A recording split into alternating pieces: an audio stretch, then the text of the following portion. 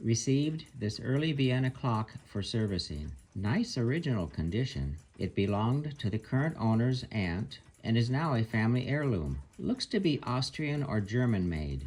Veneer on this bottom section is disbonding. It needs to be reattached. Looks to be from the mid-1800s. This was a time when animal hide glue was used to bond the wooden parts on clock cases. They can loosen their bond when exposed to moisture. I'm told this clock survived a house fire. It wasn't exposed to the fire directly, but because of the smoke damage, it was removed from the home by a fire restoration company. It, along with many other household furnishings, were placed in an ozone room to get the smoke smell out of it. It then was cleaned thoroughly to remove the black smoke residue from its surfaces. It's definitely a survivor and has some battle scars to show for it. The winding crank looks to be original to the clock, made of brass with a bone handle and in excellent shape. It would have been turned on a lathe. Some tool chatter marks here on the end, tool marks here on the screw head. Looks like someone grabbed it with some pliers. Nice original piece here.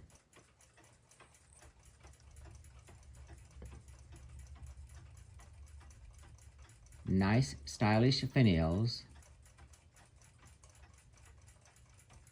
It's missing one of the glass side pieces. That could be the source of this heavy dust here. Enameled beat counter regulator has been damaged and repaired. Repair is quite noticeable. Stains on the pendulum bob were most likely left behind from the cleaners used by the fire restoration company. Possibly a cleaner that was used and didn't get wiped off completely.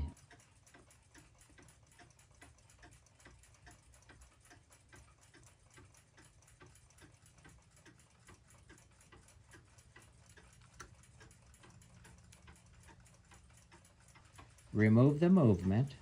The movement locks into these 4 brass studs. It's simply lifted up to unlock and can be removed in seconds. Pendulum remains attached to the case and is suspended from this brass stud. It's connected to the verge on the movement by this slot in this brass plate attached to the pendulum rod. They used a very thin taper pin in these to hold the minute hand in place. The cupped hand washer, beautiful Victorian minute hand. Second hand has been repaired with solder, and the bushing where it mounts to the arbor has been crushed and deformed. This hour hand doesn't have a brass bushing in it. Dial assembly is fastened to the front movement plate with 4 taper pins. Back of dial assembly has a layer of black smoke residue on it from the house fire it was exposed to. Dial grommets are held in with tension clips. All these screws are handmade. Up close you can see this one is tapered. A nice original example of an early handmade self-tapping screw. The screw slot is cut sideways. Another sign these screws were handmade, one at a time.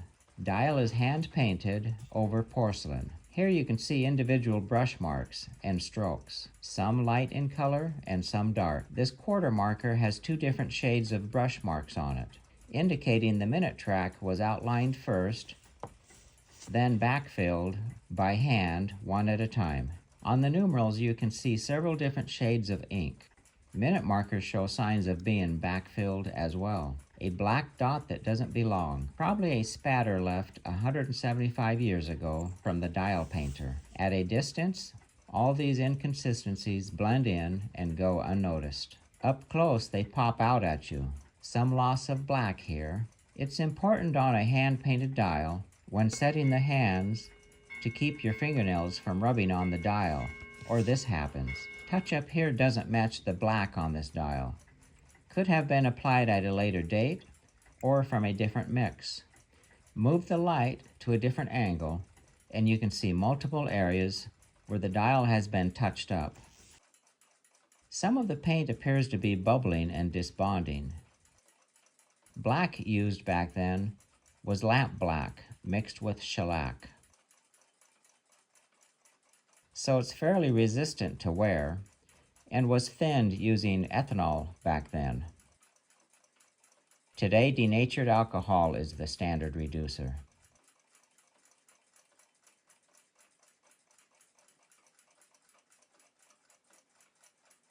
The lettering on the dial is in an Old English font. I suspect it's the name of the company who sold it in their shop. The retailer back then could order dials with their business name and address on them.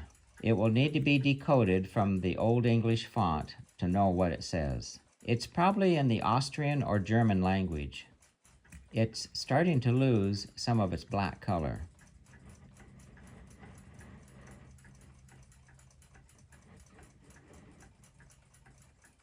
The seconds track has about 50% loss of black. It could use some touching up. A nice original hand-painted dial from the Victorian period.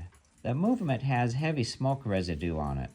Definitely didn't get cleaned off by the fire restoration company. Owner said it ran great before the fire, but has not run since. It doesn't look like any heat got to it, just heavy smoke damage. The residue has a tackiness to it, so the pivots are probably all stuck.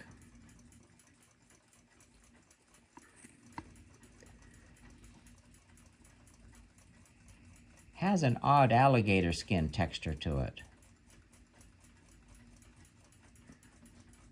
This cable has been replaced with fishing line. It should be clear in color. It's covered in blackish residue.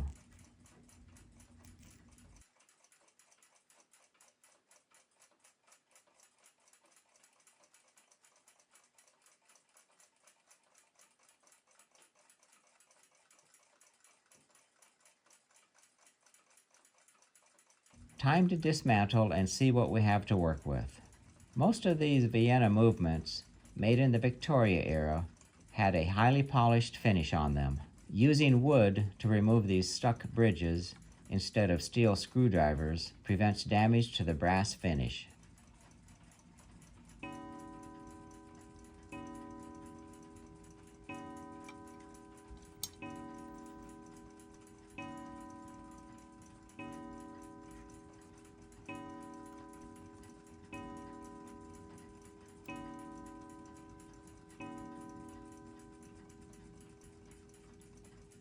Underside of the hour wheel is marked with these 3 dots. Marking of parts like this was done on handmade parts. Underside of the minute wheel is marked with 3 dots as well.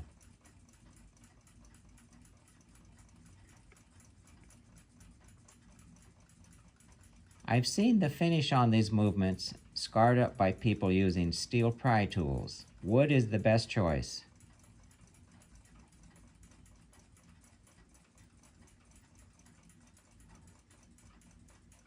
Three dots here. Parts were all hand-fitted on these movements. So parts from another identical movement look the same, but won't fit from movement to movement. Clutch washer for the cannon pinion.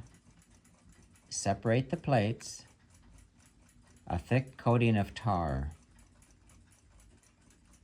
No wonder this movement stopped running.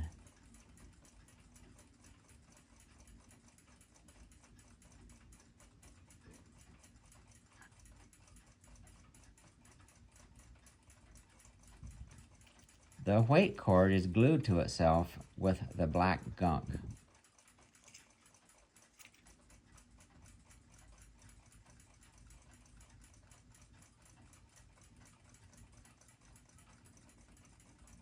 Looks like some brush fibers or hair stuck here around this pivot hole. Not sure what this green residue is, but it's on top of the smoke residue, so it got here after the smoke damage was deposited. Looks like some of the tar was cleaned off in places.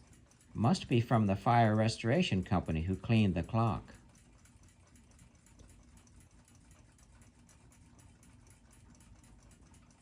Lighter deposit here where the gears were close to the plate.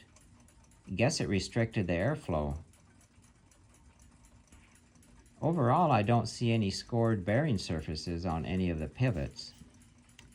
The escape wheel has 3 dots on it.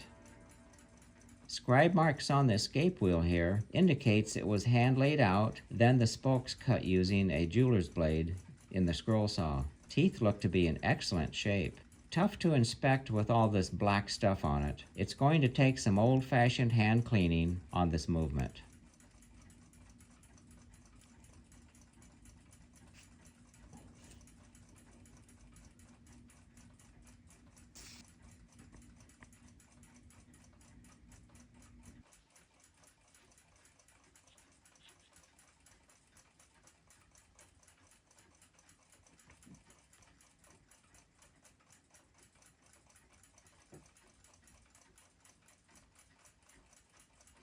Remove the cord from the winding barrel. Another handmade, self-tapping tapered screw. Looks like the fishing line used originally had a bluish-green tint to it. It's formed a memory on the barrel, not good.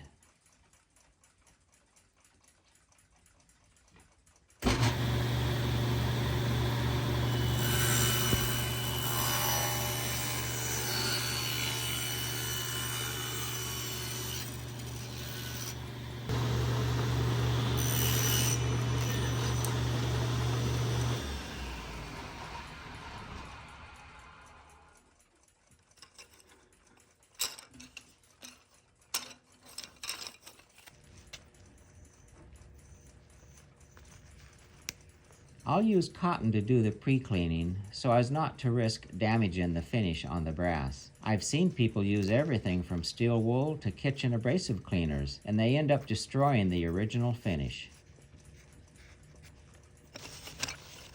Just need to remove most of this residue safely before it gets its final cleaning.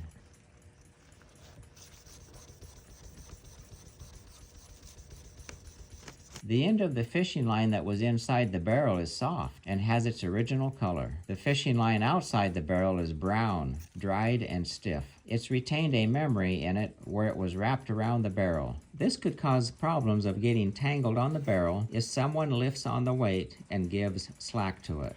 The end of it here has a lot of kinks in it. I'm going to replace it. Original was probably a silk cord or thin catgut. I'll be using this oil-processed fly rod line. It's made of braided silk and has been treated with oil. It's going to work just fine and be much like the original cord.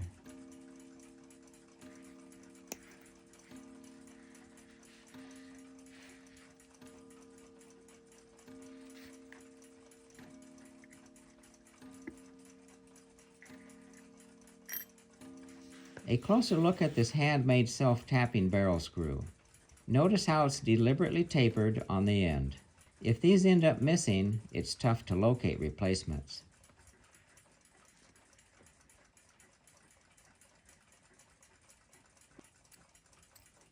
Get this barrel cap screw hole lined up with the threads. Install the screw. It cleaned up and went together nicely. The assembly video footage was lost, so we'll pick up here. Time to oil the pivots. Cannon pinion clutch washer, cannon pinion, hour wheel bridge, hour wheel. Oil the pivot hole for the minute wheel, minute wheel cock. All looks great on the front plate. Now the back plate. Oil the pivots. Piece of plastic for the verge to rest on. Install the verge assembly. The verge bridge. Use some pegwood as much as possible to prevent tool marks and scratches.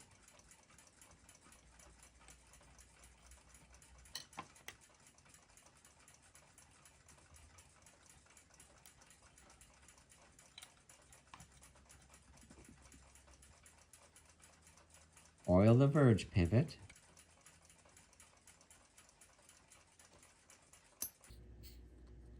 Before I can install the missing glass in the case, this piece of wood trim needs to be re-glued, then reattached. It's a nice example of an early piece of a 2-ply veneer. Finished ply is black walnut on some type of soft pine type of wood.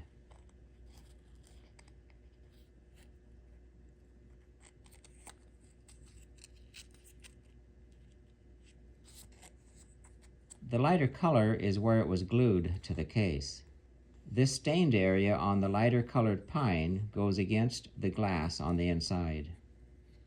First, to make some clamp supports for the re-gluing of the veneer.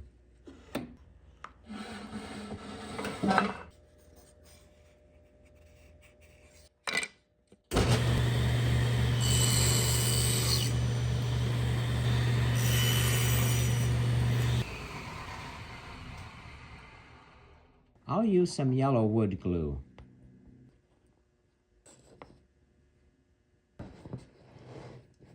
Now to let this dry while I cut the replacement glass. Thickness of glass is standard single strength. I have found this carbide oil glass cutter works great. The handle is hollow and holds the cutting oil. The cutting oil is automatically dispensed when pressure is applied to the cutter head. I've been using it for close to 40 years now and still cuts like new. I'll cut the replacement the same dimensions as the other original piece.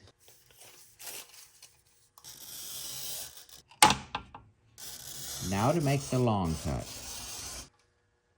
Perfect break.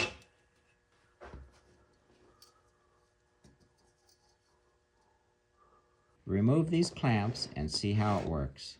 Should work just fine. Excellent. Side glass pieces are in. Time to install the movement. Back plate drops into 4 mounting pins and slides down to lock in place. Next, the case needs to be leveled.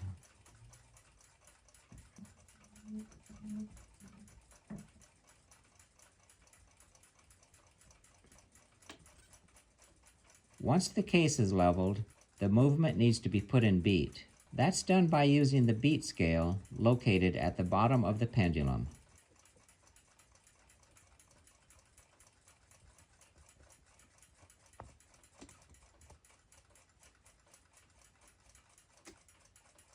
And turning the adjusting screws on the bottom of the verge assembly here. Adjusting the screws moves the verge assembly slightly from side to side as it's adjusted. It ends up adjusting the depth of the pallets to the escape wheel teeth. Install the weight to put power to the movement. With the bottom center of the pendulum located in the center of the beat scale, slowly move the pendulum from right to left. And when you hear the ticks should happen at equal distance from the center mark. If they aren't, then the adjusting screw on the bottom of the verge needs to be adjusted until they are.